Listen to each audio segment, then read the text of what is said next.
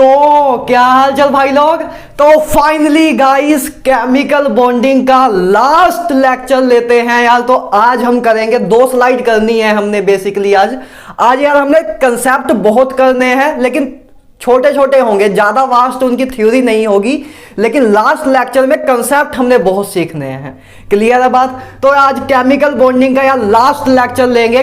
सोचा मैंने था कि 3 लेक्चर में खत्म करेंगे लेकिन बहुत डिटेल में कराना था, तो मतलब कोई पॉइंट मिस नहीं करना था। और केमिकल बॉन्डिंग एक बहुत ही फंडामेंटल, बहुत ही कंसेप्ट से भरा हुआ चैप्टर है, तो मैं चाहता नहीं था कोई चीज जल्दी जल्दी करा दूं, तो इसलिए इसको आराम से देना जरूरी था।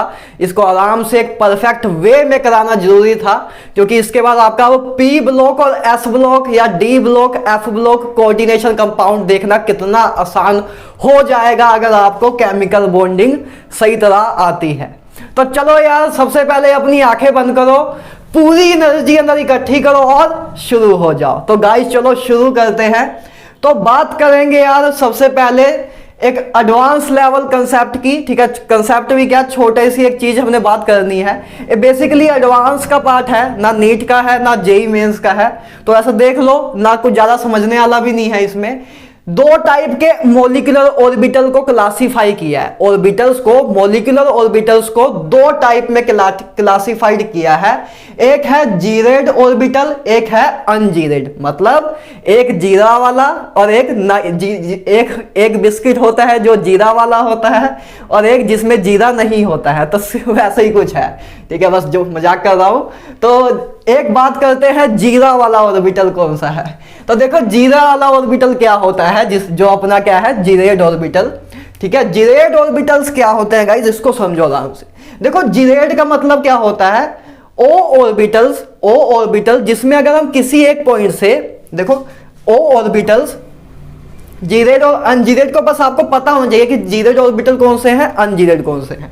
देखो जीरेड और अनजीरेड का फर्क कैसे पता लगता है, बस क्या करो, कोई एक पॉइंट लो ऑर्बिटल के अंदर, कोई एक पॉइंट ले लो, कोई भी एक पॉइंट ले लो, कोई भी एक पॉइंट लो, उसके बस एक साइड इस साइड जाओ, एक बार एरो इस साइड जाओ, एक बार मूव इस साइड करना स्टार्ट करो, एक बार मूव इस साइड करना स्टार्ट करो।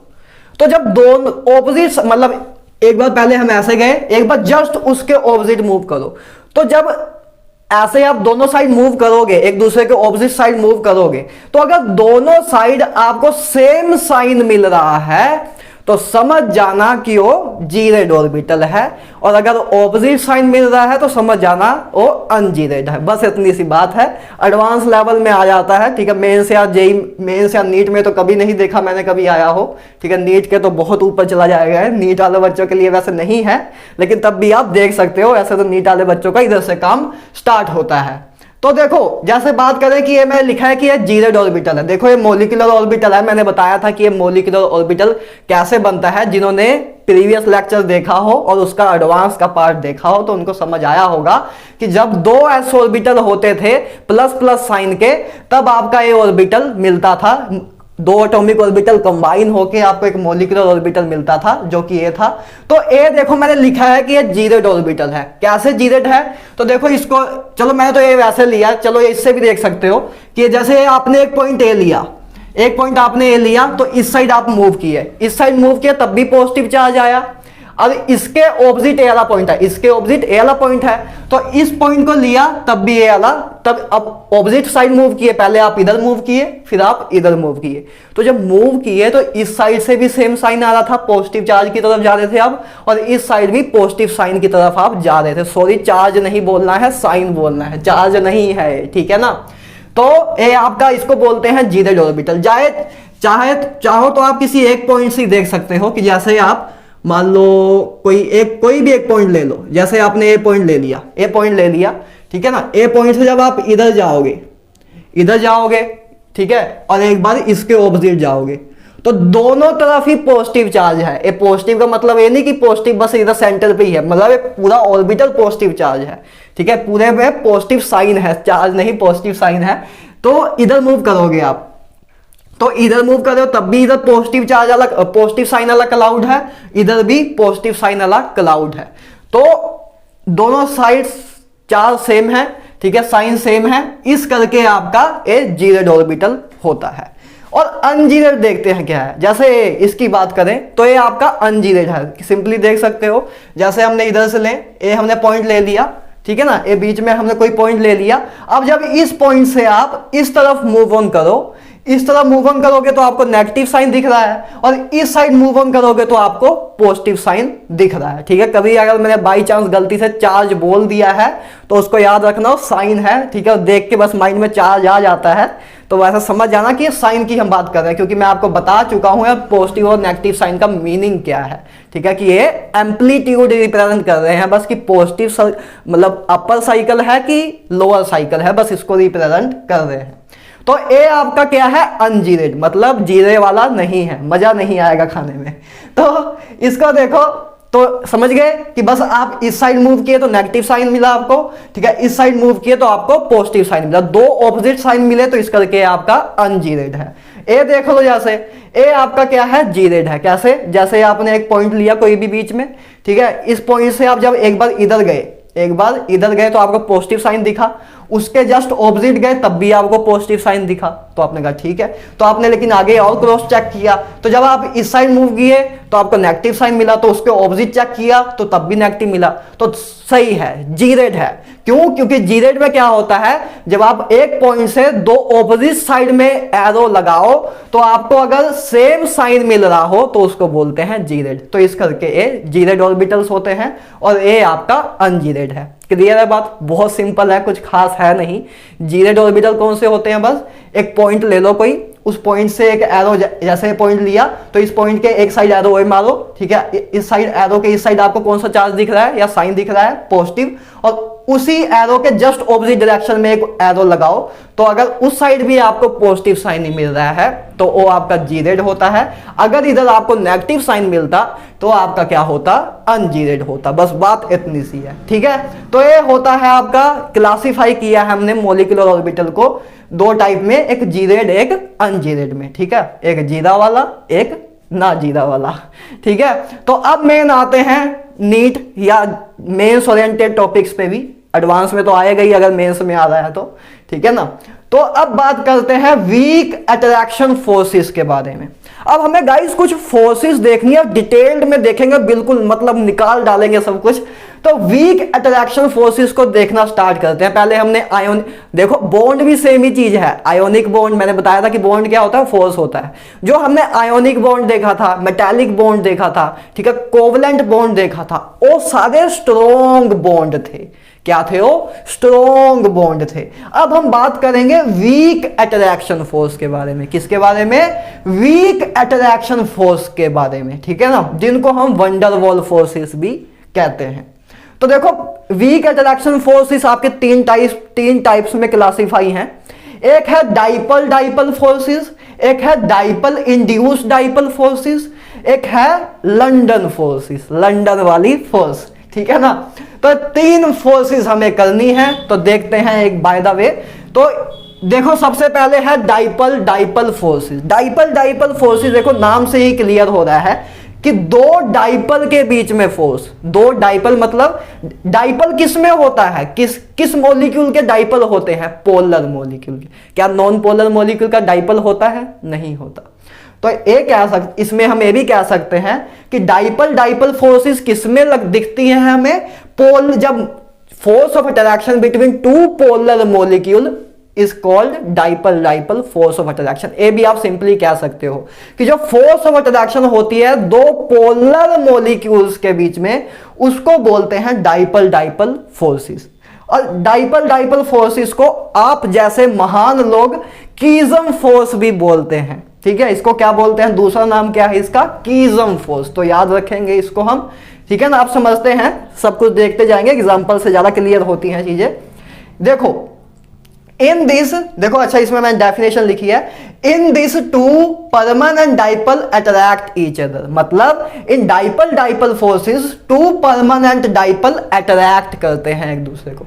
मतलब जैसे देखो हम बात सीधा एग्जांपल से करते हैं। एक है अपने पास CH3Cl, ठीक है ना, मिथाइल क्लोराइड। एक है आपके पास मिथाइल क्लोराइड, एक मेरे पास लिया वाटर देखो मैंने ऐसे लिखा है, एक O है, एक H रहा, एक H रहा। तो एक आपके पास मिथाइल क्लोराइड है और एक आपके पास वाटर है। तो आपको पता है कि वाटर भी पोलर होता है और मिथाइल क्लोराइड भी पोलर होता है, क्योंकि इनमें इलेक्ट्रोनेगेटिविटी डिफरेंस है, इस करके इनके अंदर पोल्स बनते हैं। पोल्स मतलब क्या, दो, जैसे हमारे पास साउथ पोल नॉर्थ पोल होता है, इसी तरह अपना एक पॉजिटिव नेगेटिव पोल होता है, ठीक है ना। तो ए देखो, क्लोरीन आपको पता है क्लोरीन की इलेक्ट्रोनेगेटिविटी ज्यादा होती है, तो इस पे डेल्टा नेगेटिव आएगा और इस पे डेल्टा पॉजिटिव आएगा। इसी तरह वाटर पे डेल्टा, वाटर में ऑक्सीजन पे डेल्टा नेगेटिव आएगा और हाइड्रोजन पे डेल्टा पॉजिटिव आएगा। तो ए जो फोर्स ऑफ अट्रैक्शन है, इसके डेल्टा पॉजिटिव पे जो कार्बन पे पॉजिटिव चार्ज आया, उसकी फोर्स ऑफ अट्रैक्शन जो ऑक्सीजन पे नेगेटिव चार्ज है, ये जो फोर्स ऑफ अट्रैक्शन है, या ये बात करें क्लोरीन का नेगेटिव चार्ज जो हाइड्रोजन के पॉजिटिव चार्ज से जो फोर्स ऑफ अट्रैक्शन कर रहा है, दो ऑपोजिट चार्ज अट्रैक्ट करते हैं।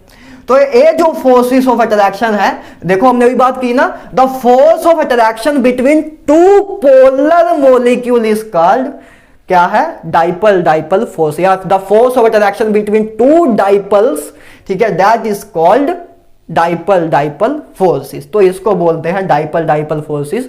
जब ऐसे दो मॉलिक्यूल ले हम जिनका कुछ ना कुछ डाइपल मूवमेंट हो, तो उनके बीच में जो फोर्स ऑफ अट्रैक्शन होती है उसको बोलते हैं dipole forces. I hope clear हो। देखो इसमें एक्चुअल में कोई बॉन्ड नहीं बना है, बस एक फोर्स ऑफ अट्रैक्शन है, बस एक फोर्स ऑफ अट्रैक्शन है। जैसे मेरे में मैं हूं और ए व्हाइट बोर्ड है, हम दोनों में भी एक फोर्स ऑफ अट्रैक्शन है जिसको हम ग्रेविटेशनल फोर्स ऑफ अट्रैक्शन कहते हैं, कि एक मास हमेशा एक दूसरे मास को अट्रैक्ट करता है, एक मास हमेशा एक दूसरे मास को अट्रैक्ट करता है, G(m1/r²), ठीक है, ग्रेविटेशनल लॉ ऑफ, ठीक है, ग्रेविटेशनल लॉ ऑफ अट्रैक्शन है, आपने देखा होगा।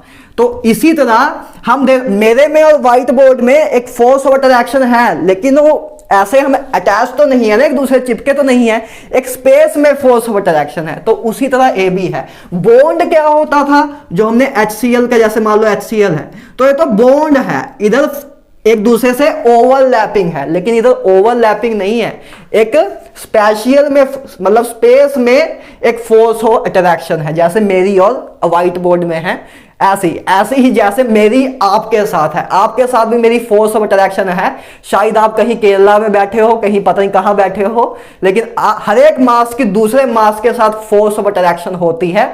बस ये बात अलग है कि निग्लिजिबल बहुत हो जाएगी जितना डिस्टेंस इंक्रीज होगा, बस फर्क इतना है। क्लियर है बात। तो डाइपल फोर्सेस में आपको याद रखना है कि dipole forces inversely proportional to 1/r²। इस पे क्वेश्चन आ जाता है, इन पे क्वेश्चन कभी कभी पूछ लेते हैं कि डाइपल फोर्स r के साथ क्या रिलेशन है। तो डाइपल फोर्स इनवर्सली प्रोपोर्शनल होता है r³ के, आप याद रखेंगे। अच्छा, एक चीज और याद रख लेना, जो कि मैं लिखा नहीं मैंने, वैसे काफी लोगों को पता भी होगा।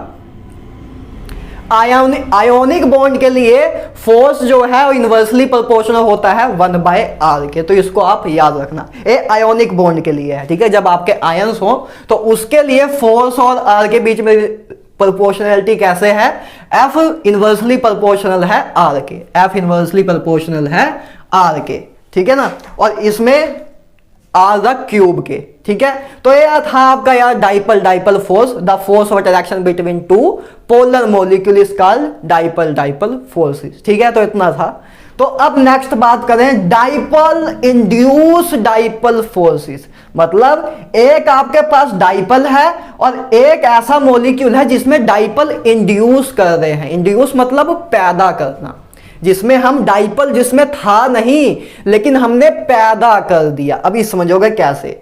डाइपल इंड्यूस डाइपल फोर्सेस, जिसको हम लोग या आप जैसे इंटेलिजेंट लोग डिबे फोर्सेस के नाम से भी जानते हैं, ठीक है ना। तो इसकी बात करें तो देखो इसमें क्या लिखा है मैंने, force of attraction between polar and non polar molecules is called dipole induce dipole forces. इसमें क्या था, दोनों ही पोलर मॉलिक्यूल, इसमें लेकिन एक पोलर एक नॉन पोलर। अब देखो कैसे क्या होता है इसमें। एग्जांपल देखो, जैसे आपके पास एक मॉलिक्यूल है, ठीक है, एक मॉलिक्यूल है, जो एक मॉलिक्यूलर, मैंने इसको ऐसे क्लाउड के फॉर्म में रिप्रेजेंट किया कि आपको एक्चुअल में फील आए। तो ये मॉलिक्यूलर ऑर्बिटल बनेगा आपका एक, जिसमें एक एटम A है एक एटम B है। जैसे आप मान सकते हो कि HCl ही है, ठीक है ना। जैसे आप मान सकते हो कि HCl की एग्जांपल ही ले सकते हो कि HCl का एक आपके पास मॉलिक्यूल है, ठीक है, HCl का आपके पास एक मॉलिक्यूल है। तो HCl का मॉलिक्यूल है तो इधर डेल्टा नेगेटिव आएगा, डाइपोल की डायरेक्शन इस तरफ आएगी, तो B आपका मतलब इधर क्या है Cl। ऐसे मैंने जर्नल केस लिया क्योंकि मैं आपको सिर्फ HCl तक ही सोचने पे मजबूर नहीं करना चाहता कि आप HCl तक ही सोचो, इसलिए जर्नल एक केस ले लिया है, ठीक है। ए आपका ऐसा है जिसकी इलेक्ट्रॉनेगेटिविटी कम है तो उस पर डेल्टा पॉजिटिव आ जाएगा, जैसे इस केस में H पे आता। तो ये आपका क्या है, एक मॉलिक्यूल है जो कि पोलर है, एक आपने लिया दूसरा मॉलिक्यूल जो कि नॉन पोलर है। नॉन पोलर आपने एक मॉलिक्यूल ले लिया, जैसे आप इधर नोबल गैस ले लो, नोबल गैस नॉन पोलर होती है, ठीक है, नोबल गैस नॉन पोलर होती है तो आप O ले सकते हो। तो ये आपका नॉन पोलर है, ठीक है, इसमें कोई चार्ज नहीं है, न्यूक्लियस इसका है सेंटर में प्यारा सा। तो होता क्या है, देखो क्या हुआ, इस पे नेगेटिव चार्ज है, इधर पॉजिटिव चार्ज है, तो इसका नेगेटिव चार्ज क्या करेगा, इसमें कुछ पॉजिटिव चार्ज पैदा करेगा। क्या करेगा, इसमें देखो इसमें नेगेटिव चार्ज है तो इसमें इसका नेगेटिव चार्ज इसमें कुछ पॉजिटिव चार्ज इंड्यूस करता है। आपको ज्यादा क्लियर मैं उधर वैसे तो आपको वैसे भी फील आ गया होगा, लेकिन इसका कोर कंसेप्ट जो है वो कहाँ है आपका फिजिक्स में। फिजिक्स में जब हम पोलराइजेशन करते हैं तब उधर इसका बहुत तगड़ा कंसेप्ट है, बहुत प्यारा कंसेप्ट है, ठीक है ना।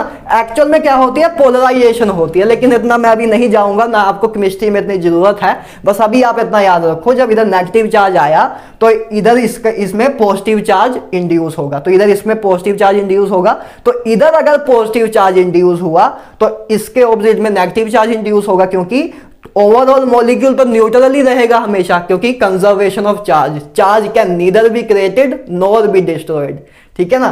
तो ये चीज समझ आई, ठीक है। तो इसलिए इधर अगर पॉजिटिव चार्ज आया तो उसका नेगेटिव चार्ज ही आएगा कि नेट चार्ज इसका 0 ही रहे।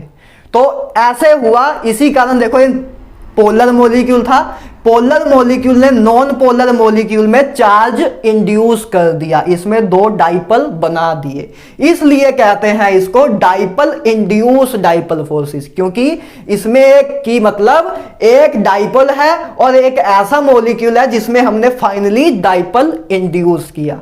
तो उस केस में हम जो फोर्स ऑफ अट्रैक्शन होती है उसको बोलते हैं dipole induce dipole force of attraction, या डिवे फोर्सेस भी बोलते हैं। तो ये फोर्स ऑफ अट्रैक्शन ऐसे होती है, ठीक है ना। इसका जो रिलेशन है फोर्स DID, ठीक है, डाइपल इंड्यूस डाइपल में जो फोर्सेस होती है उसका वो इनवर्सली प्रोपोर्शनल है r⁶ के, r⁶ के, A 3 के है, A 6 के है, आयोनिक बॉन्ड आपका R के था। तो ये चीजें प्रोपोर्शनैलिटी के साइन याद रखना, ठीक है ना। अच्छा, इसमें एक चीज बहुत इंटरेस्टिंग आती है क्लैथरेट्स के बारे में।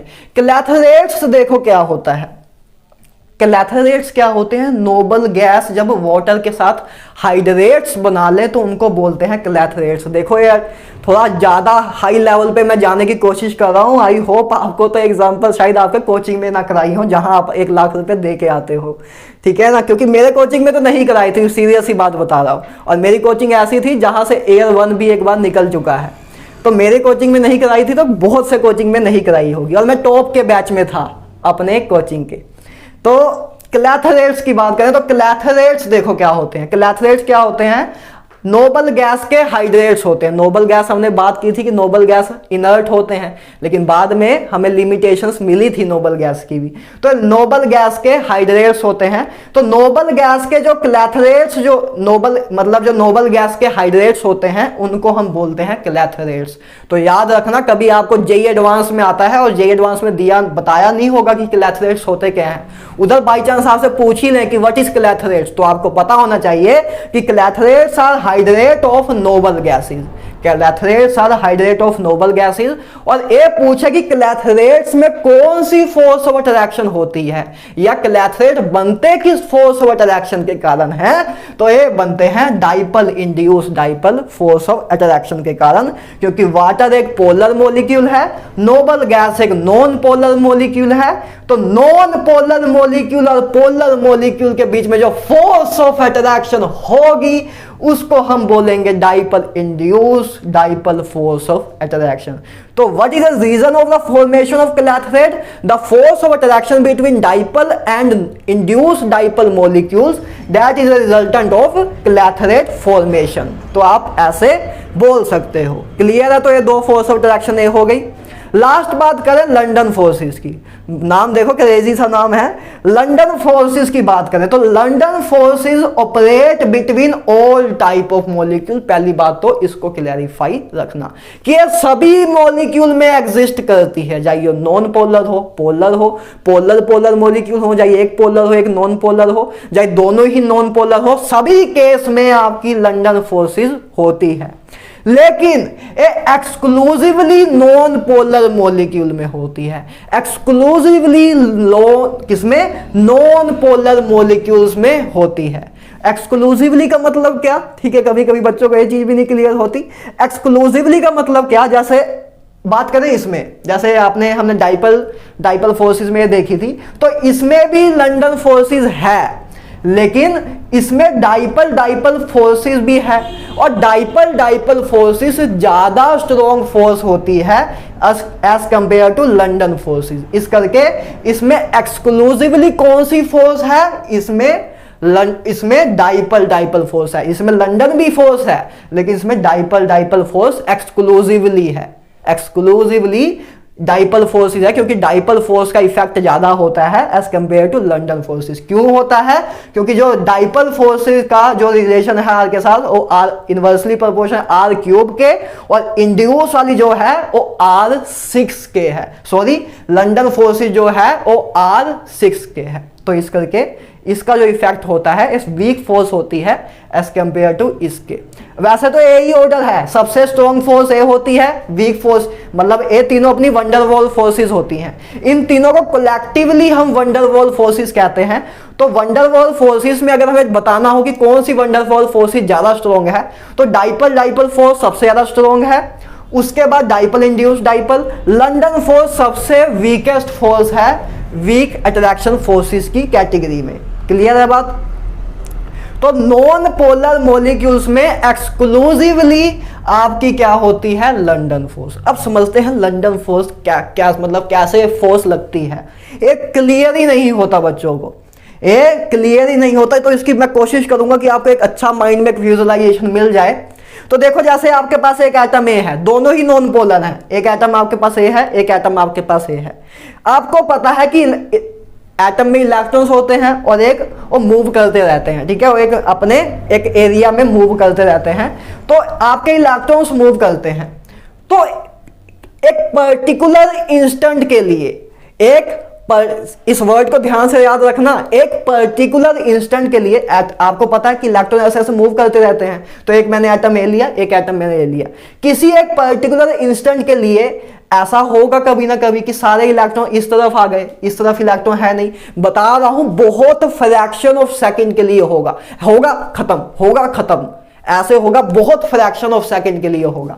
तो कोई एक ऐसा पर्टिकुलर छोटा सा इंस्टेंट होगा, छोटा सा मिली सेकेंड माइक्रो सेकेंड्स में होता है काम, लेकिन होता है सब में कि ऐसा होगा कि इलेक्ट्रॉन इस साइड आ गए हैं सारे, इस साइड अभी इलेक्ट्रॉन है नहीं, तो इधर अब न्यूक्लियस को कोई स्क्रीनिंग इफेक्ट नहीं मिल रहा है इलेक्ट्रॉन का, न्यूक्लियस बिल्कुल फ्री है इसके दूसरे एटम के इलेक्ट्रॉन से फोर्स ऑफ अट्रैक्शन करने में। तो इसको बोलते हैं लंदन फोर्सेस बोलते हैं। क्लियर हुई बात? क्या होता है? इलेक्ट्रॉन मूव करते हैं, तो इलेक्ट्रॉन मूव करते हैं, एक पर्टिकुलर ऐसा इंस्टेंट कभी ना कभी आता है हर एक एटम में, ठीक है, हर एक फ्रैक्शन ऑफ सेकंड, मतलब एक कुछ पर्टिकुलर टाइम के बाद एक मिली सेकंड के लिए बहुत जल्दी काम होता है, इधर इलेक्ट्रॉन आए तुरंत इधर चले जाते हैं, लेकिन आते तो हैं बीच में एक बार। तो ठीक है, तो जब इलेक्ट्रॉन आपके इधर आए तो ये न्यूक्लियस को कोई रोक नहीं रहा है इसके साथ फोर्स ऑफ अट्रैक्शन करने में। तो तब जो आपकी फोर्स ऑफ अट्रैक्शन होती है उसको बोलते हैं लंदन फोर्सेस ऑफ अट्रैक्शन, उसको बोलते हैं London forces of attraction. I hope clear हो। तो लंदन फोर्सेस ऑफ अट्रैक्शन जो है आपकी वो भी इनवर्सली प्रोपोर्शनल है R⁻⁶ के। लेकिन आपसे कोई पूछे कि इन दोनों में से स्ट्रॉन्ग फोर्सेस कौन, इन दोनों में से कौन सी फोर्स ज़्यादा स्ट्रॉन्ग है, तो ए फोर्स ज़्यादा स्ट्रॉन्ग है। मतलब वही मैंने बताया ना कि जैसे हम डाउन आ रहे हैं तो मतलब ए सबसे स्ट्रॉन्ग, ए थोड़ी उससे कम, ए सबसे कम, ठीक है ना। तो ए आपकी यार क्या थी, वीक अट्रैक्शन फोर्सेस थी, ठीक है। आई होप आपको सब कुछ क्लियर हो गया हो, ठीक है ना। तो अब बात करें आगे, तो देखो this three types of forces are collectively known as van der Waals forces. हम बात कर चुके हैं कि इन तीन फोर्सेस को ही कलेक्टिवली हम कहते हैं वंडर वॉल फोर्सेस, ठीक है ना। अब बात करते हैं आगे important point, it depend on molecular weight, surface area and polarizability of electron. क्या बताया मैंने कि जो वंडर वॉल फोर्सेस होती है वो किस पे डिपेंड करती है, बहुत इंपॉर्टेंट पॉइंट, बहुत ज्यादा इंपॉर्टेंट पॉइंट।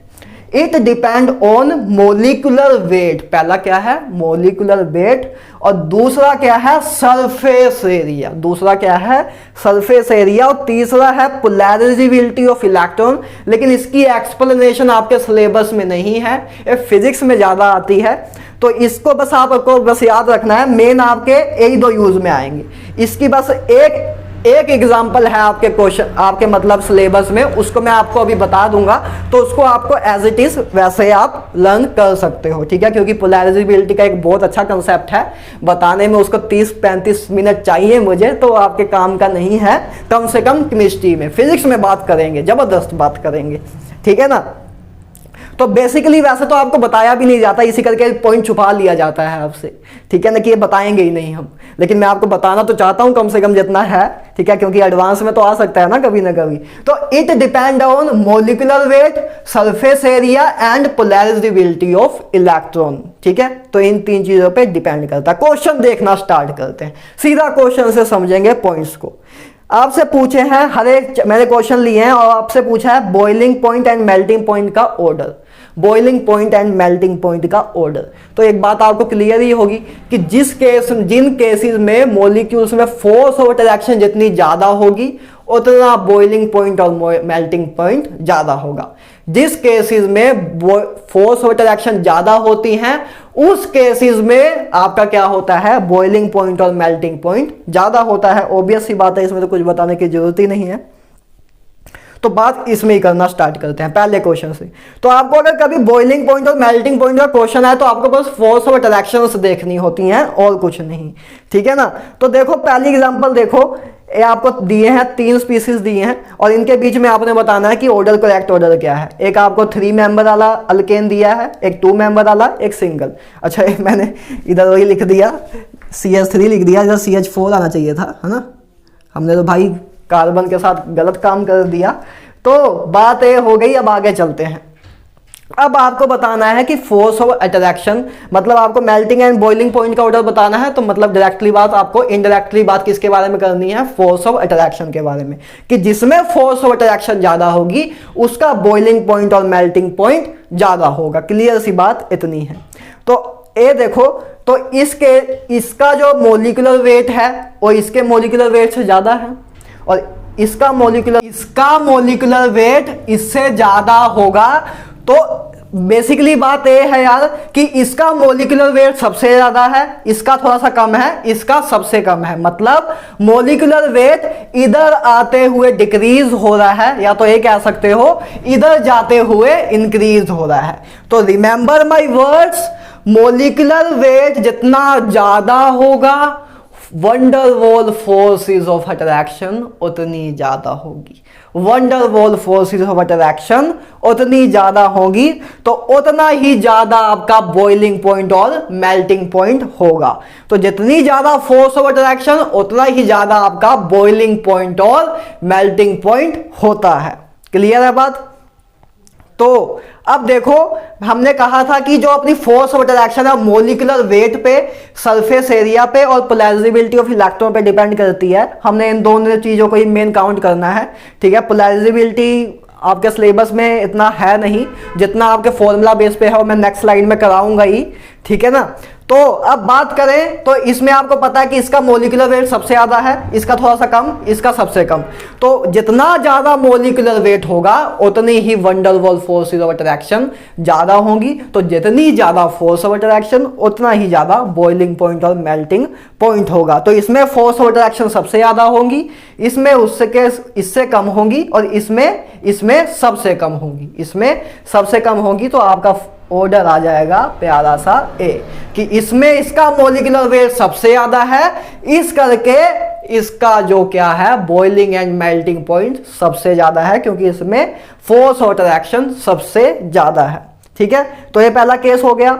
दूसरी एग्जांपल लेते हैं। दूसरी एग्जांपल है, देखो मैंने लिया है ब्यूटेन और आपका मैंने लिया है, देखो मैंने दो आइसोमर्स लिए हैं, दो आपके आइसोमर लिए हैं, इन दोनों का मोलिकुलर फॉर्मूला सेम है। मतलब मोलिकुलर वेट आप देख निकाल के देख भी लेना, इसका मोलिकुलर वेट भी सेम है, इन दोनों का मोलिकुलर वेट सेम है, क्योंकि इसमें भी 4 कार्बन है, इसमें भी 4 कार्बन है, और इसमें भी कितने हाइड्रोजन, इधर 10 हाइड्रोजन इधर है, तो इधर भी 10 हाइड्रोजन ही आपको दिख रहे होंगे। तो ये दोनों का मोलिकुलर वेट तो सेम है। तो अब देखो मोलिकुलर वेट आपका सेम है, तो अब आप आके कहां मूव करोगे, सरफेस एरिया में। तो इन दोनों में फर्क है सरफेस एरिया का। तो मैंने आपको कहीं ना कभी किसी लेक्चर में बताया था, मुझे एग्जैक्टली याद नहीं किस में बताया था, लेकिन फिर से बताऊंगा। जितना ज्यादा मोलिकुलर वेट उतनी फोर्स ऑफ अट्रैक्शन ज्यादा, और जितना ज्यादा सरफेस एरिया उतनी ज्यादा फोर्स ऑफ अट्रैक्शन, उतनी ज्यादा फोर्स ऑफ अट्रैक्शन। तो इन दोनों का मोलिकुलर वेट तो सेम है, लेकिन इसका ब्रांचिंग के कारण, देखो ये ब्रांच हो गई ना, ब्रांचिंग हो गई, तो ब्रांचिंग के कारण इसका जो सरफेस एरिया है वो डिक्रीज हो जाता है।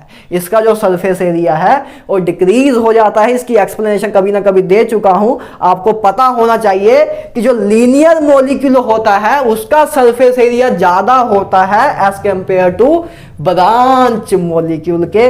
तो इसका जो एरिया है ज्यादा है, इसका एरिया कम है। तो जितना ज्यादा सरफेस एरिया उतना ही ज्यादा फोर्स ऑफ अट्रैक्शन, तो उतना ही ज्यादा बॉइलिंग पॉइंट। तो ये आपका ऑर्डर आ जाएगा, ये आपका ऑर्डर आ जाएगा। उसका थर्ड एग्जांपल तो देखो बहुत सिंपल है। देखो ये पहले दो एग्जांपल इंपॉर्टेंट थी। पहली एग्जांपल क्या थी, उसमें तो आप इजीली बता दोगे कि जिसका ज्यादा मॉलिक्यूलर वेट होगा उतनी ही ज्यादा फोर्स ऑफ अट्रैक्शन होगी। और दूसरा जो केस था उसमें हमें मॉलिक्यूलर वेट सेम कर दिया। तो जब मॉलिक्यूलर वेट सेम होगा तो जितना ज्यादा सरफेस एरिया उतनी ज्यादा फोर्स ऑफ अट्रैक्शन, और लीनियर मॉलिक्यूल ज्यादा सरफेस एरिया होता है एज कंपेयर टू ब्रांच के। तो इस करके, क्योंकि ब्रांचिंग डिक्रीज सरफेस एरिया, इस करके इसका सरफेस एरिया ज्यादा है तो फोर्स ऑफ अट्रैक्शन इसकी ज्यादा होती है। तो इसी कारण इसका boiling point and melting point का ज्यादा होता है एज कंपेयर टू इसके। इसमें तो आप इजीली बता सकते हो, इसका ऑर्डर यही आएगा, सिंपली बात। इसमें फोर्स ऑफ अट्रैक्शन या बॉइलिंग या मेल्टिंग पॉइंट का ऑर्डर यही आएगा कि आयोडीन की सबसे ज्यादा, क्योंकि आयोडीन का मोलिकुलर वेट सबसे ज्यादा है। ठीक है, ऐसे मतलब मोलिकुलर वेट डिक्रीज हो रहा है। जब हम इधर आ रहे हैं मोलिकुलर वेट डिक्रीज हो रहा है, या तो ये कह सकते हैं इधर जाते हुए मोलिकुलर वेट इंक्रीज हो रहा है। तो जितना ज्यादा मोलिकुलर वेट उतना ही ज्यादा आपका बॉइलिंग एंड मेल्टिंग पॉइंट होगा, क्योंकि फोर्स ऑफ अट्रैक्शन उतनी ज्यादा। तो इसकी फोर्स ऑफ अट्रैक्शन सबसे ज्यादा होगी, इस करके सबसे ज्यादा इसका, सबसे कम इसका। ए लास्ट एग्जांपल है हाइड्रोजन और हीलियम के केस में। देखो इसको समझो, हाइड्रोजन का क्या है, हाइड्रोजन का मोलिकुलर वेट कितना होता है, 2 होता है। हाइड्रोजन का मोलिकुलर वेट कितना होता है, 2। हाइड्रोजन का मोलिकुलर वेट होता है 2 और हीलियम का होता है 4।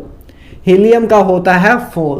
तो देखें वैसे तो हीलियम की फोर्स ऑफ अट्रैक्शन ज्यादा होनी, हीलियम के केस में फोर्स ऑफ अट्रैक्शन ज्यादा होनी चाहिए। तो मतलब हीलियम का बॉइलिंग पॉइंट ज्यादा होना चाहिए था हाइड्रोजन से, लेकिन हाइड्रोजन की फोर्स ऑफ अट्रैक्शन ज्यादा होती है हीलियम से। हाइड्रोजन में फोर्स ऑफ अट्रैक्शन या हाइड्रोजन का बॉइलिंग पॉइंट या मेल्टिंग पॉइंट ज्यादा होता है हीलियम से। क्यों? Due to polarizability of electron, due to polarizability of electron. बस यही एक मतलब इस फैक्टर पे यही एक एग्जाम्पल है जो कि आपको एज ए एक्सेप्शन के तौर पे याद कराई जाती है, लेकिन ये एक्सेप्शन नहीं है, बिलीव मी, बहुत प्यारा कंसेप्ट है। फिजिक्स हम कभी करेंगे तो उधर आपको समझ भी आएगा, इलेक्ट्रिक फील्ड वगैरह लेके कंसेप्ट है। इधर आपको पोलराइजेशन है, पोलराइजेशन और पोलराइजेबिलिटी में फर्क है, आपको मैं नेक्स्ट स्लाइड में कराऊंगा पोलराइजेशन, तो वो दोनों चीजें अलग है, ठीक है ना, तो इसको याद रखना। तो इसको बस आप एग्जैक्टली इतना ही याद रखना इसको, लेकिन हाँ आप एक्सेप्शन के तौर पे याद नहीं रखोगे क्योंकि इसमें कंसेप्ट लग रहा है, बहुत तगड़ा कंसेप्ट है यार, छोटा मोटा कंसेप्ट नहीं है। तो हाइड्रोजन का बॉइलिंग पॉइंट ज्यादा होता है हीलियम से, जो कि हाइड्रोजन का क्या नाम है आपका, मोलिकुलर वेट भी कम होता है, तब भी आपका जो है हीलियम से ज्यादा उसका बॉइलिंग पॉइंट या मेल्टिंग पॉइंट होता है due to polarizability of electron, तो बस आपके सिलेबस में एक केस है तो आप इसको ऐसे ही याद रख लोगे, ठीक है, क्योंकि एक्सप्लेनेशन देने जाऊंगा तो यार 30-35 मिनट मुझे चाहिए और उतना आपके पास टाइम नहीं है, मजबूर हूं मैं भी आपके सिलेबस की बाउंड्री से, ठीक है ना। अगर आप 11th में होते तो जरूर कराता। तो अब आगे बात करते हैं, तो आपकी फोर्स और अट्रैक्शन सारी कंप्लीट हो गई हैं, जितने पॉसिबल क्वेश्चन बन सकते थे उस पे हमने कर दिए हैं, ठीक है ना। इससे ज्यादा अब कुछ नहीं आएगा, बस क्वेश्चन एक बार प्रीवियस कर लेना, अगर कुछ लगा नवा, वैसा कुछ नवा नहीं मिलेगा, प्रैक्टिस ही होगी अब आपकी, तो उसको कर लेना, ठीक है ना। अब नेक्स्ट बात करें यार हाइड्रोजन बॉन्डिंग की। हाइड्रोजन बॉन्डिंग अब देखते हैं, इसको डिटेल में देखेंगे। देखो पूरी हाइड्रोजन बॉन्डिंग की ही स्लाइड है, इतना डिटेल में हाइड्रोजन बॉन्डिंग कहां से कर लोगे यार, ठीक है ना। तो हाइड्रोजन बॉन्डिंग की बात करें तो हाइड्रोजन बॉन्डिंग देखो होता क्या है, force of attraction between hydrogen and fluorine, oxygen या नाइट्रोजन, या उससे बेटर ये रहता है कि हमें लिखे मतलब हाईली इलेक्ट्रोनेगेटिव एलिमेंट्स। मतलब हाइड्रोजन बॉन्डिंग क्या होती है, फोर्स ऑफ अट्रैक्शन होती है हाइड्रोजन की हाईली इलेक्ट्रोनेगेटिव एलिमेंट्स से। तो इधर हाईली इलेक्ट्रोनेगेटिव एलिमेंट्स आपके हम जनरली 3 ही लेते हैं, फ्लोरीन, ऑक्सीजन और नाइट्रोजन, तो इसलिए मैंने ओ लिख दिया क्योंकि तीनों ही इलेक्ट्रोनेगेटिव है, हाईली इलेक्ट्रोनेगेटिव है। तो हाइड्रोजन बॉन्डिंग सब में नहीं होती, पहली बात किसमें होती है, बस जब फोर्स और attraction between hydrogen and fluorine, oxygen, nitrogen, इन तीनों में से कोई भी एक हो, तो उस तब जो आपकी फोर्स और अट्रैक्शन होती है उसको हम बोलते हैं हाइड्रोजन बॉन्डिंग। हाइड्रोजन बॉन्डिंग वैसे बेसिकली बात करें तो डाइपल फोर्स की ही टाइप होती है, डाइपल फोर्सेस की ही एक टाइप है, कोई नवी एग्जांपल नहीं है, कोई नवी फोर्स नहीं है हाइड्रोजन फोर्सेस, ये डाइपल फोर्स की ही एक स्पेशल टाइप है। क्लियर है बात। हाइड्रोजन बॉन्डिंग में होता क्या है, in this hydrogen get sandwiched between 2 electronegative atoms, कि हाइड्रोजन क्या होता है, सैंडविच हो जाता है बिटवीन 2 इलेक्ट्रोनेगेटिव एलिमेंट। जैसे आपने एक ब्रेड लिया, एक दूसरा ब्रेड लिया, ब्रेड के अंदर आपने चीज डाल दी, भूख लगने लग गई अब मुझे, तो एक ब्रेड ए रहा, दूसरा ब्रेड ए रहा, उसके अंदर आपने चीज डाल दी, अब मार्कर आपकी चीज है, तो मार्कर आपका जो है या चीज आपकी सैंडविच हो गई है, तो इसलिए हम बोलते हैं चीज सैंडविच, इसलिए हम बोलते हैं चीज सैंडविच जो हम खाते हैं, ठीक है ना। तो इसमें भी ऐसा ही होता है, हाइड्रोजन सैंडविच हो जाता है बीच में। देखो कैसे क्या होता है, एक जैसे मैंने ले लिया HF मॉलिक्यूल ले लिया, एक HF मॉलिक्यूल ए रहा, एक HF मॉलिक्यूल ए रहा। आपको पता है फ्लोरीन है, दोनों केस वैलिड कर रहे हैं कि हाँ हाइड्रोजन भी है, फ्लोरीन में मतलब इलेक्ट्रोनेगेटिव एलिमेंट भी है, तो इधर हाइड्रोजन बॉन्डिंग एग्जिस्ट होगी। तो इस केस में अब देखो क्या हो रहा है, ए HF है, तो HF में आपको पता है इधर फ्लोरीन पे डेल्टा नेगेटिव है, इधर डेल्टा पॉजिटिव है, ऐसी सेम इधर डेल्टा पॉजिटिव है, इधर डेल्टा नेगेटिव है। तो अब इधर फोर्स, इधर अब जो ये फोर्स और अट्रैक्शन है इसको बोलते हैं, इसका डेल्टा नेगेटिव है, इसका डेल्टा पॉजिटिव है, तो जो ये फोर्स ऑफ अट्रैक्शन है उसको बोलते हैं हाइड्रोजन बॉन्डिंग। देखो जो है आपका हाइड्रोजन है, ये बेचारा पिद्दू सा हाइड्रोजन जो है ये 2 इलेक्ट्रोनेगेटिव एलिमेंट्स के बीच में सैंडविच हो चुका है, एक फ्लोरीन ए रहा, एक फ्लोरीन ए रहा, बीच में बेचारा हाइड्रोजन सैंडविच हो चुका है, तो इसी को बोलते हैं हाइड्रोजन बॉन्डिंग, ठीक है। तो यही सारा ओवरव्यू था हाइड्रोजन बॉन्डिंग का। तो यही एक पॉइंट और लिखा है, it is a special case of dipole forces, जो मैं आपको बता चुका हूं, क्योंकि क्या स्पेशल केस ही है ना, देखो, क्योंकि दो डाइपल्स के बीच में ही फोर्स की बात कर रहे हैं, बस स्पेशल केस ही है कि बस डाइपल, देखो है तो डाइपल डाइपल फोर्स ही ना, इधर भी डाइपल है इधर भी डाइपल है, तो है तो डाइपल डाइपल फोर्सेस ही, बस उसका एक स्पेशल केस है कि वो डाइपल डाइपल फोर्सेस जो एग्जिस्ट होती है hydrogen and fluorine oxygen negative, fluorine oxygen and nitrogen जैसे एटम्स के बीच में, उसको बोलते हैं हाइड्रोजन बॉन्डिंग, उसको बोलते हैं हाइड्रोजन बॉन्डिंग। तो नेक्स्ट बात करें स्ट्रेंथ ऑफ हाइड्रोजन बॉन्डिंग पे। स्ट्रेंथ ऑफ हाइड्रोजन बॉन्डिंग की कौन सा हाइड्रोजन बॉन्ड सबसे ज्यादा स्ट्रॉन्ग होगा, तो strength of hydrogen bonding is directly proportional to electronegativity of electronegative atom, कि जितनी ज्यादा एटम की इलेक्ट्रोनेगेटिविटी होगी उतने ही ज्यादा हाइड्रोजन बॉन्डिंग की स्ट्रेंथ होगी। मतलब एग्जांपल देखें तो ए आपका HF वाली मैंने एग्जांपल जो ली थी, एक हम एग्जांपल ले लेते हैं मिथेनॉल की। मिथेनॉल में आपको पता है OH होता है, मिथेनॉल एक ए रहा, एक मिथेनॉल आपका ए रहा, तो इसका H ए रहा, इसका अब इसका H इसके ऑक्सीजन के साथ हाइड्रोजन बॉन्डिंग कर ले रहा है। वही सेम बात वही है कि इधर डेल्टा नेगेटिव है, इधर डेल्टा पॉजिटिव है, इधर डेल्टा नेगेटिव है, इधर डेल्टा पॉजिटिव है, तो ये आपके बीच में हाइड्रोजन इन दो ऑक्सीजन के बीच में सैंडविच हो गया। तो ए इस केस में जो हाइड्रोजन बॉन्डिंग है, सॉरी इधर बीच में बॉन्ड है, इस केस में जो आपकी हाइड्रोजन बॉन्डिंग है वो ज्यादा होती है एज कंपेयर टू इसके, क्योंकि fluorine is the most electronegative element among all the periodic table, तो इसलिए इसकी फोर्स ऑफ अट्रैक्शन ज्यादा होती है इसके, है दोनों में हाइड्रोजन बॉन्डिंग। और याद रखना, ये बात क्लियर रखना कि हाइड्रोजन बॉन्डिंग हम मानते हैं कि स्ट्रॉन्ग फोर्स है, लेकिन ये याद रखना कि hydrogen bonding is a weak force, क्योंकि hydrogen bonding dipole dipole force की केस है, और डाइपल डाइपल फोर्सेस क्या है, एक वीक अट्रैक्शन फोर्सेस है। तो इस बात को क्लियर रखना, काफी बच्चे मानते हैं कभी कभी कि हाइड्रोजन बॉन्डिंग बहुत स्ट्रॉन्ग फोर्स है, तो बहुत स्ट्रॉन्ग नहीं है, ठीक है ना, तो इसको दिमाग में रखेंगे। क्लियर है बात। तो अब देखो दो चीजें हैं, पहली है जैसे आपको कभी कभी क्वेश्चन पूछ लेते हैं, बोर्ड में आता है जनरली, तो वैसे कभी एडवांस में या नीट में कभी कंसेप्चुअल तौर पे भी पूछ सकते हैं कि water is liquid while hydrogen sulphide is a gas, is a hydrogen sulphide gas होती है, क्यों आपसे ये पूछते हैं, क्योंकि वाटर, देखो वाटर क्या है, हाइड्रोजन मतलब हाइड्राइड ऑफ सल्फर, मतलब हाइड्राइड ऑफ 16 ग्रुप मेंबर की बात कर रहे हैं, तो वाटर लिक्विड होता है और सल्फर भी ऑक्सीजन ग्रुप का ही है, तो सल्फर का लेकिन हाइड्राइड जो है वो गैस होता है, ऐसा क्यों होता है, तो उसका रीजन यही है due to hydrogen bonding, due to, क्योंकि हाइड्रोजन बॉन्डिंग के कारण फोर्स ऑफ अट्रैक्शन और इंक्रीज हो जाती है इस करके, और आपको पता है कि लिक्विड में फोर्स ऑफ अट्रैक्शन ज्यादा होती है as compare to gas, liquid के केस में फोर्स ऑफ अट्रैक्शन ज्यादा होती है एज कंपेयर टू गैस, तो that is why water is liquid because there are extensive या exclusively present of hydrogen bonding, लेकिन हाइड्रोजन सल्फाइड में हाइड्रोजन बॉन्डिंग नहीं होती, इस करके वाटर आपका लिक्विड है और हाइड्रोजन सल्फाइड आपका गैस है। इसी तरह आप इसमें भी बता सकते हो कि आपसे ये भी पूछ लें कि हाइड्रोजन फ्लोराइड लिक्विड होता है लेकिन HCl गैस होता है, क्यों, तो आप बताओगे कि हाइड्रोजन फ्लोराइड में हाइड्रोजन बॉन्डिंग होती है, इस करके फोर्स ऑफ अट्रैक्शन ज्यादा होती है, इस करके गैस की जगह और लिक्विड में रहना ज्यादा पसंद करता है, और HCl में हाइड्रोजन बॉन्डिंग नहीं होती, इस करके वो गैस में ही रहता है। तो ये चीज इधर से क्लियर भी रखना, काफी लोगों के बाद में माइंड में आता, इधर से ये समझ लेते हैं लेकिन बाद में कभी अचानक पूछ लूं कि HCl क्या होता है तो कहते हैं कि लिक्विड, तो भाई साहब HCl गैस होती है, एक HCl गैस होती है, उसको हम लिक्विड में गैस को डिलूट करके रखते हैं, लिक्विड में डालते हैं, तब उसको हम एक HCl एसिड कहते हैं।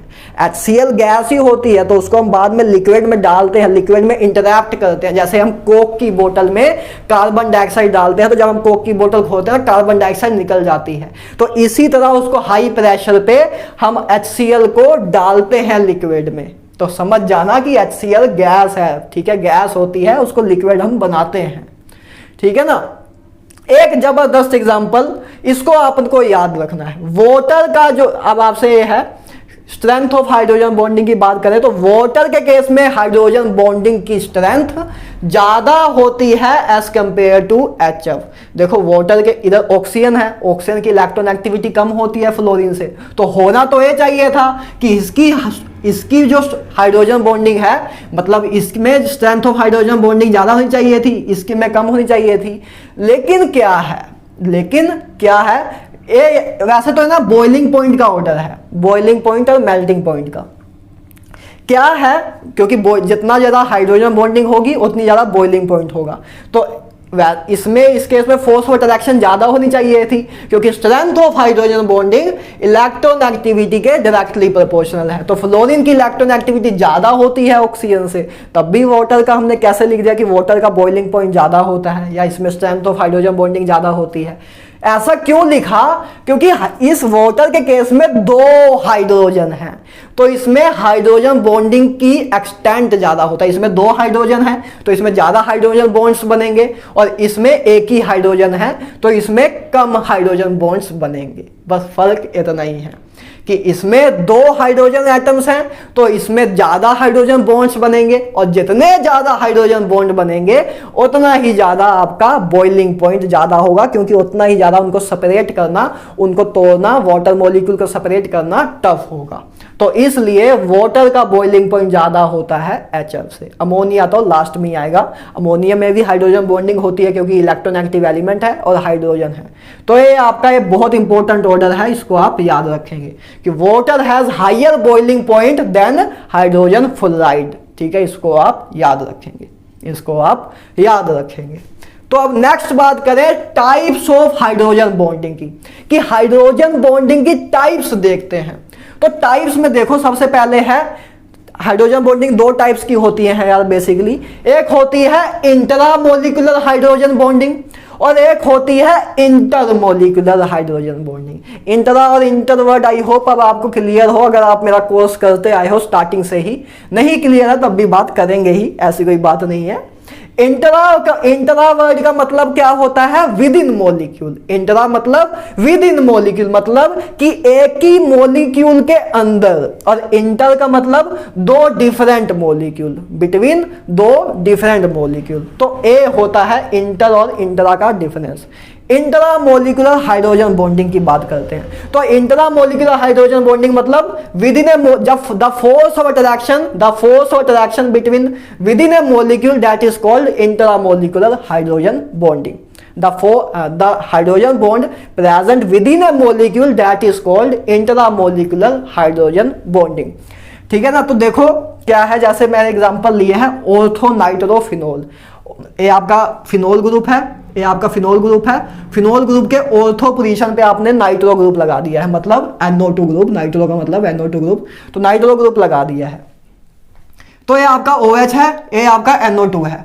तो NO2 का अब देखो, ये हाइड्रोजन आपका ये रहा, ए ऑक्सीजन एक ये रहा, एक इसका ऑक्सीजन ये रहा, तो हाइड्रोजन बीच में सैंडविच हो गया। तो ये आपकी फोर्स ऑफ अट्रैक्शन जो है इसको बोलते हैं हाइड्रोजन बॉन्ड। और ये हाइड्रोजन बॉन्ड की कौन सी टाइप है, ये इंट्रामोलिकुलर हाइड्रोजन बॉन्ड है, कि मॉलिक्यूल के अंदर ही है, मॉलिक्यूल के अंदर ही है। देखो ये 2 डिफरेंट मॉलिक्यूल लिए थे, एक मॉलिक्यूल ए रहा, एक दूसरा मॉलिक्यूल ए रहा, 2 डिफरेंट मॉलिक्यूल्स के बीच में थी। इधर एक सेम मॉलिक्यूल के अंदर ही जब हो तब उसको बोलते हैं इंट्रा, ठीक है, इंट्रामोलिकुलर हाइड्रोजन बॉन्डिंग। तो इंट्रामोलिकुलर हाइड्रोजन बॉन्डिंग आपकी ऑर्थो डेरिवेटिव्स में प्रेजेंस होती है। अब बात करें इंटरमोलिकुलर हाइड्रोजन बॉन्डिंग, तो देखो ये भी वैसे इंटरमोलिकुलर हाइड्रोजन बॉन्डिंग ही थी 2 डिफरेंट मॉलिक्यूल में, लेकिन मैं ऑर्थोपैरा से ले लेता हूं क्योंकि आपको ऑर्थोपैरा का भी क्लियर हो जाए। कभी कभी पूछ लेते हैं कि ऑर्थो में इंट्रामोलिकुलर प्रेजेंट होती है कि ऑर्थो में प्रेजेंट होती है इंट्रामोलिकुलर हाइड्रोजन बॉन्डिंग की पैरा में, तो आप बोलोगे कि ऑर्थो में प्रेजेंट होती है, सिंपल सी बात। इंटरमोलिकुलर हाइड्रोजन बॉन्डिंग तो बिटवीन मॉलिक्यूल्स, किसमें होती है, बिटवीन मॉलिक्यूल। तो मैंने लिया पैरानाइट्रोफिनोल। पैरानाइट्रोफिनोल मतलब OH ए रहा, नाइट्रो आपका पैरा पोजीशन पे। तो 2 सेम ऐसे लिए, बस इस बार में मैंने क्या किया, नाइट्रो ऊपर लिख दिया, OH नीचे लिख दिया, बस किया इतना ही है। ठीक है ना।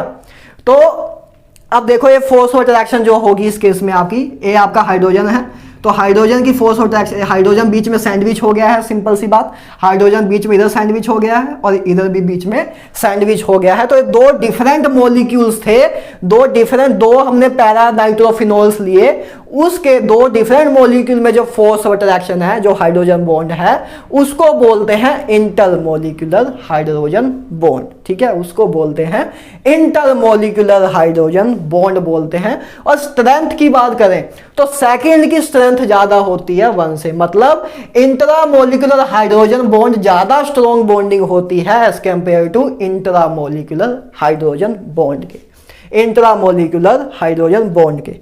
तो अब देखो एक कंसेप्ट बहुत इंपॉर्टेंट है, intramolecular hydrogen bond, intramolecular hydrogen bond leads to low boiling point. जब कभी किसी मॉलिक्यूल में इंट्रामोलिकुलर हाइड्रोजन बॉन्डिंग होती है तो उसके कारण उसका बॉइलिंग पॉइंट लो हो जाता है। Intramolecular hydrogen bond leads to low boiling point, high volatility. Volatility का मतलब क्या होता है कि वोलेटाइल होना, सिंपल सी बात, वोलेटाइल होना, भाप बन के उड़ जाना। तो जितनी ज्यादा किसी चीज में फोर्स ऑफ अट्रैक्शन होगी, बात को समझो, इधर से 2-3 टर्म्स मुझे क्लियर करनी है आपकी, जितनी ज्यादा फोर्स ऑफ अट्रैक्शन होगी उतना ज्यादा उसको वेपर में कन्वर्ट करना टफ होगा, सिंपल सी बात है, क्योंकि जितनी ज्यादा फोर्स ऑफ अट्रैक्शन होगी उतना ज्यादा उनके मॉलिक्यूल को सेपरेट करना टफ होगा। तो उतनी ही ज्यादा क्या मतलब, जितनी ज्यादा फोर्स ऑफ अट्रैक्शन होगी उतनी ज्यादा उनको वोलेटाइल करना टफ होगा। सिंपल सी बात यह है ना कि जितनी ज्यादा फोर्स, दो मॉलिक्यूल्स हैं, दो मॉलिक्यूल में फोर्स ऑफ अट्रैक्शन ज्यादा है तो उनको सेपरेट करना टफ होगा। और वोलेटिलिटी क्या होता है कि गैस में कन्वर्ट करना है तो दो मॉलिक्यूल को सेपरेट करना होगा। तो सिंपल सी बात यही है कि जितनी ज्यादा फोर्स ऑफ अट्रैक्शन होती है उतनी वोलेटिलिटी कम होती है। क्लियर है बात, जितनी ज्यादा फोर्स ऑफ अट्रैक्शन ज्यादा होती है उतनी वोलेटिलिटी कम होती है, या तो ये कहें जितनी ज्यादा फोर्स ऑफ अट्रैक्शन कम होती है उतनी जल्दी ही वोलेटाइल हो जाता है सब्सटेंस। ठीक है ना, तो हाई वोलेटिलिटी, क्योंकि हाई इंट्रामोलिकुलर, इंट्रा की बात कर रहा हूं, इंट्रामोलिकुलर हाइड्रोजन बॉन्डिंग कारण बॉइलिंग पॉइंट आपका डिक्रीज हो जाता है और वोलेटिलिटी आपकी इंक्रीज हो जाती है, क्योंकि फोर्स ऑफ अट्रैक्शन कम होती है, क्योंकि फोर्स ऑफ अट्रैक्शन की स्ट्रेंथ कम होती है। ठीक है ना, और लो विस्कोसिटी लो होती है। क्यों लो होती? विस्कोसिटी का मतलब क्या कि ऐसे फ्लूइड्स में कराऊंगा ज्यादा डिटेल में जब हम करेंगे, फिजिक्स करेंगे। फ्लूइड में विस्कोसिटी का मतलब क्या होता है? The friction force of attraction between layers of fluid. मतलब जैसे दो लिक्विड है आपके पास, तो लिक्विड जैसे वाटर है तो वाटर की लेयर्स होती हैं, वाटर मल्टीपल लेयर होती है। जैसे आप पानी का टब ले लो तो पानी के लेयर्स होती है ना, नीचे ऐसे, तभी पानी पूरा भरा होता है टब के नीचे तक। तो ऐसे लेयर्स होती है, तो जो लेयर्स के बीच में जो पानी की दो लेयर्स हैं उसके बीच में जो आपकी फ्रिक्शनल फोर्स है उसको बोलते हैं विस्कोसिटी। आप सिंपल भाषा में कहो तो विस्कोसिटी आप कह सकते हो कि विस्कोसिटी क्या होता है? संघनापन, कि कितना ज्यादा संघनी है चीज, मतलब कितना ज्यादा। जैसे जेली की बात करें, जेली आपने देखी होगी, तो जेली की विस्कोसिटी ज्यादा होती है, क्योंकि वो संघनी ज्यादा है चीज। संघनी, अब पता नहीं आपको वर्ड कितनों को क्लियर है कितनों को नहीं, लेकिन जेली से आई होप क्लियर हो रहा हो। एक जगह हम जेली ले, एक जगह हम पानी ले, तो जेली की विस्कोसिटी ज्यादा होती है पानी से, सिंपल सी बात इतनी है। तो लो विस्कोसिटी, क्योंकि फोर्स ऑफ अट्रैक्शन कम है तो विस्कोसिटी डिक्रीज होगी। एंड लो सोलिबिलिटी का कंसेप्ट भी याद रखना कि जितनी, देखो वाटर, हम कहते हैं कि वाटर में काफी चीजें सोल्यूबल हो जाती हैं, इसीलिए तो हम उसको यूनिवर्सल सोलवेंट कहते हैं। वाटर में क्यों चीजें सोल्यूबल हो जाती हैं, इसका रीजन अगर मैं आपसे पूछूं कि पानी में नमक क्यों सोल्यूबल हो जाता है, क्यों? ड्यू टू हाइड्रोजन बॉन्डिंग, कि हाइड्रोजन बॉन्डिंग के कारण वाटर में काफी चीजें सोल्यूबल हो जाती हैं। ठीक है ना, तो इस बात का याद रखना, क्योंकि हाइड्रोजन बॉन्डिंग के कारण फोर्स ऑफ अट्रैक्शन इंक्रीज होती है। लेकिन इंट्रामोलिकुलर अगर हाइड्रोजन बॉन्ड हो तो सोल्यूबिलिटी डिक्रीज हो जाती है, क्योंकि फोर्स ऑफ अट्रैक्शन जितनी डिक्रीज होगी उतना क्या होगा? सोल्यूबिलिटी डिक्रीज होगी। ठीक है, फोर्स ऑफ अट्रैक्शन जितनी डिक्रीज, सोल्यूबिलिटी उतनी डिक्रीज। तो intramolecular force, intramolecular hydrogen bond में, या सिंपल सी बात, फोर्स ऑफ अट्रैक्शन कम होती है, सिंपल सी बात है, फोर्स ऑफ अट्रैक्शन कम होती है। तो उसके बाद तो आप आराम से बता ही सकते हो कि अगर फोर्स ऑफ अट्रैक्शन कम है तो बॉइलिंग पॉइंट लो हो गई, ऑब्वियस सी बात है। वोलेटिलिटी हाई होगी, ऑब्वियस सी बात है, क्योंकि जितनी फोर्स ऑफ अट्रैक्शन कम होगी उतनी जल्दी वोलेटाइल हो जाएगा। विस्कोसिटी कम होगी, ऑब्वियस सी बात है, क्योंकि जितनी फोर्स ऑफ अट्रैक्शन कम होगी उतनी ही कम विस्कोसिटी होगी। और सोलिबिलिटी लो होगी, क्योंकि जितनी ज्यादा फोर्स ऑफ अट्रैक्शन कम होगी उतनी ही सोलिबिलिटी कम होगी।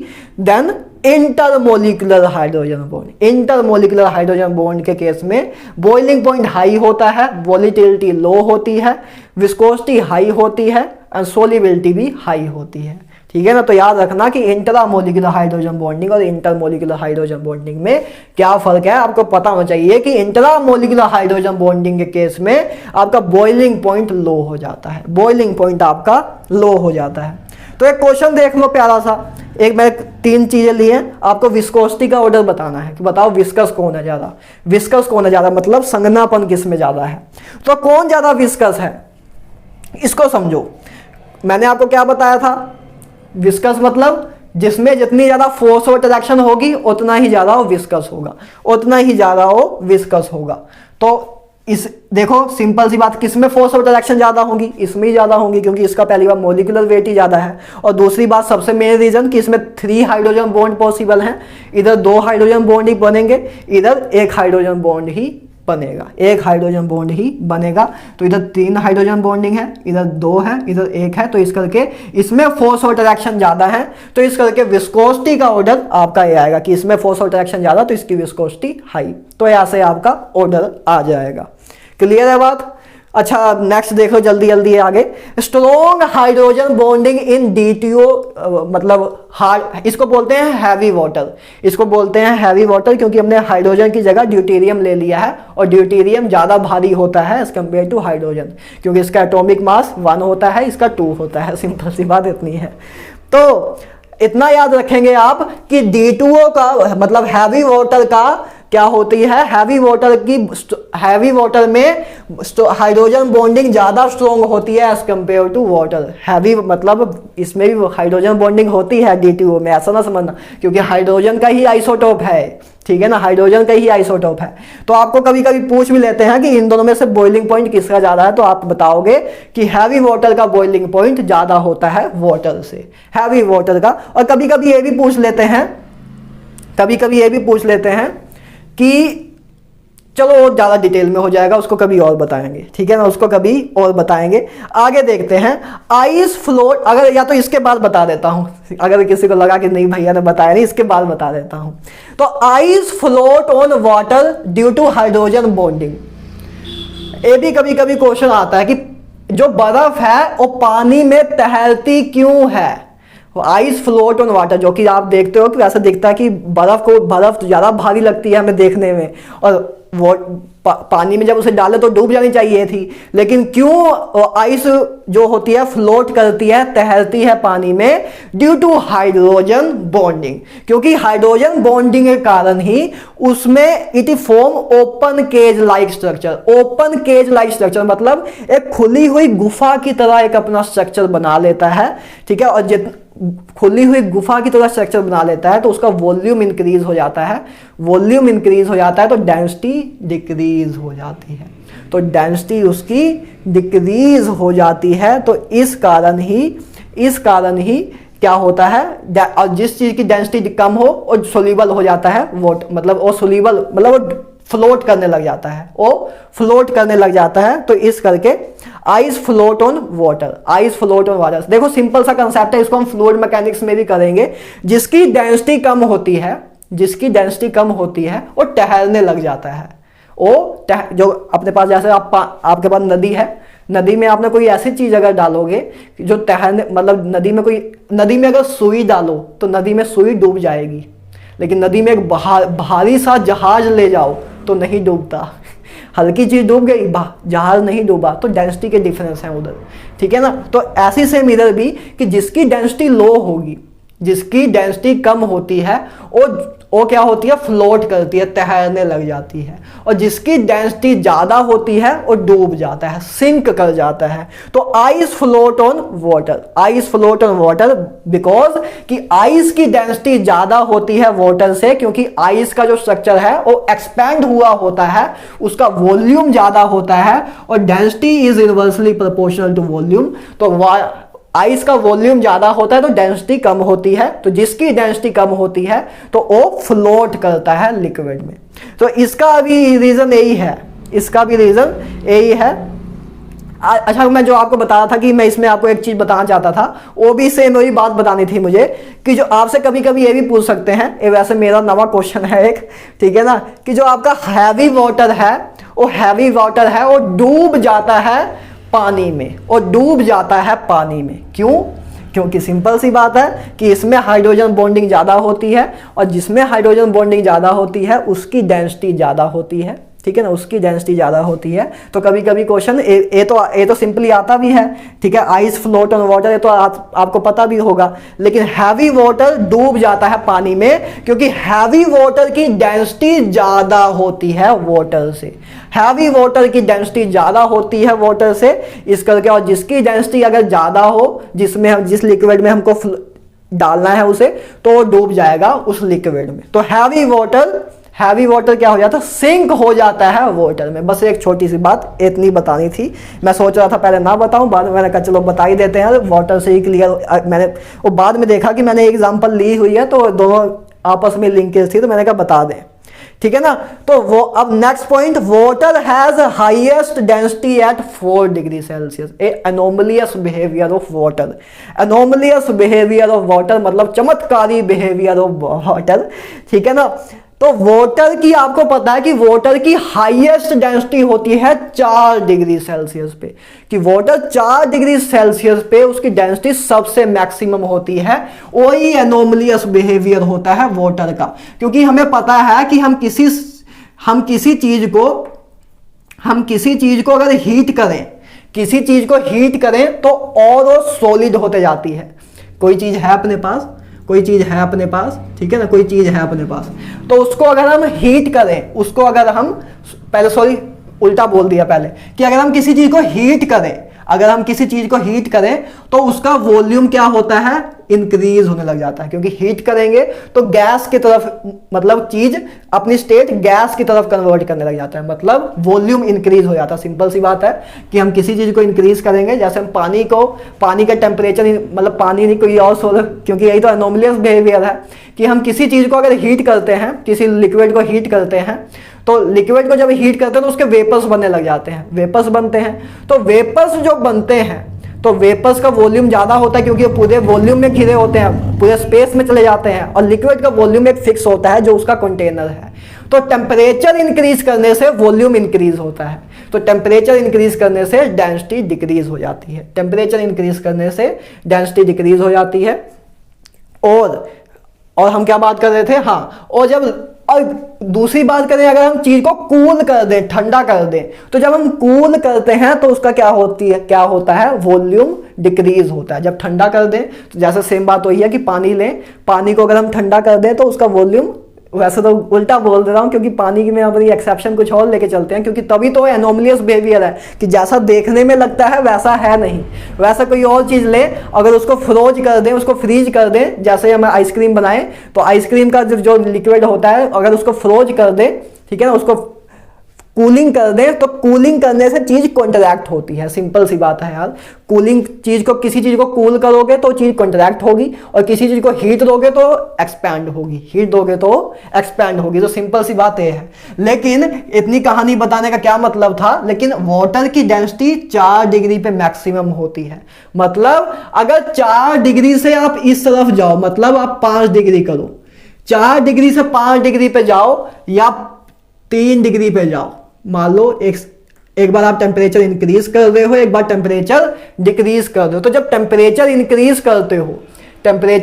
करते हो तो वॉल्यूम क्या होता है, इंक्रीज होता है, तो डेंसिटी डिक्रीज होती है, तो इस तरह तो ठीक है कि 4 से आपने जब टेम्परेचर आप इंक्रीज करोगे तो डेंसिटी क्या होगी, डेंसिटी डिक्रीज होगी। इधर तो सही है, लेकिन आपको पता है कि अगर कोई एक नॉर्मल लिक्विड होता है तो उसका जब हम टेम्परेचर जैसे जैसे डिक्रीज करते हैं उसकी डेंसिटी वैसे वैसे इंक्रीज होती है, क्योंकि चीज कॉन्ट्रैक्ट होती है। लेकिन वाटर का एनोमलियस बिहेवियर है, वाटर की मैक्सिमम डेंसिटी 4 डिग्री सेल्सियस पे होती है, क्योंकि इस टाइम हाइड्रोजन बॉन्डिंग का जो हाइड्रोजन बॉन्डिंग मैक्सिमम होती है, हाइड्रोजन बॉन्डिंग का एक्सटेंट मैक्सिमम होता है। इसलिए ही जब 4 डिग्री से हम 3 डिग्री पे जा रहे हैं, मतलब कूल कर रहे हैं, चीज को कूल कर रहे हैं, होनी कॉन्ट्रैक्ट चाहिए थी लेकिन तब भी एक्सपेंड होती है, तब भी वो एक्सपेंड होती है, क्योंकि 4 डिग्री पे डेंसिटी मैक्सिमम होती है। तो 4 डिग्री पे मैक्सिमम होती है तो जिस इस साइड जाओ चाहे इस साइड जाओ तो डेंसिटी डिक्रीज ही होगी, डेंसिटी उसकी डिक्रीज ही होगी। तो इस करके होता है, ठीक है ना। 0 डिग्री तक एनोमलियस बिहेवियर हमें दिखता है, 0 डिग्री तक ये हमें एनोमलियस बिहेवियर दिखता है, उसके बाद नॉर्मल चीज होने लग जाती है। तो 4 डिग्री से जब आप 3 डिग्री जाओगे तो वैसे किसी नॉर्मल लिक्विड में आपकी क्या होती है, डेंसिटी क्या होती है, इंक्रीज होगी, क्योंकि चीज कॉन्ट्रैक्ट हो रही है तो डेंसिटी इंक्रीज होगी। लेकिन वाटर के केस में 4 डिग्री से जब आप इधर जाओ तो आपकी डेंसिटी क्या होगी, डिक्रीज होगी, क्योंकि वाटर की डेंसिटी 4 डिग्री सेल्सियस पे ही मैक्सिमम होती है। तो ये अनोमलियस बिहेवियर होता है वाटर का। क्लियर है बात। तो water has highest density at 4 degree Celsius because at this hydrogen bonding is maximum. चाहो तो आप इतना भी कर सकते हो, इतनी कहानी ना याद रखो अगर, लेकिन हाँ रीजन पता हो तो मजा आता है। अब कुछ 2-3 इंपॉर्टेंट ऑर्डर्स हैं, इसको आपको दिमाग में रखने हैं। Important orders of boiling point and melting point. Boiling point और मेल्टिंग पॉइंट के कुछ इंपॉर्टेंट ऑर्डर्स हैं, इसको दिमाग में रखना।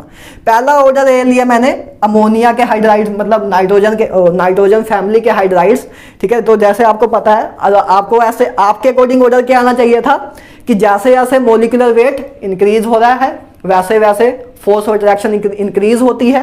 तो इसमें फोर्स ऑफ अट्रैक्शन सबसे ज्यादा होनी चाहिए थी। सिंपली बात आपकी ये थी कि इसकी फोर्स ऑफ अट्रैक्शन सबसे ज्यादा होनी चाहिए थी, क्योंकि इसका सब जैसे डाउन द ग्रुप जाते हो तो मास इंक्रीज होता है, एटॉमिक वेट इंक्रीज होता है।